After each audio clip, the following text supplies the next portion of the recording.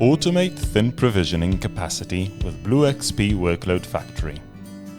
Amazon FSx for NetApp ONTAP offers a feature called thin provisioning, which lets you provision high-capacity volumes for your applications while only provisioning SSD storage based on actual usage. When data is written to the volume, only the actual required SSD storage is allocated. Only when the allocated SSD storage is close to the amount provisioned, additional SSD storage needs to be added.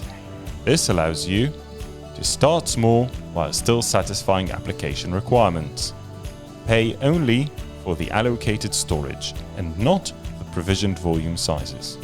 Now let's see an easy way to automate this process using BlueXP Workload Factory. In the Workload Factory console, go to Storage Inventory. Choose the file system you wish to automate and click Manage. Go to Automatic Capacity Management, click on the pencil icon. In the pop-up window, toggle Enable Automatic Capacity Management, set your capacity threshold for triggering the automation, then set the capacity increase. Every time storage capacity reaches 80%, another 10% is allocated. Now click Apply.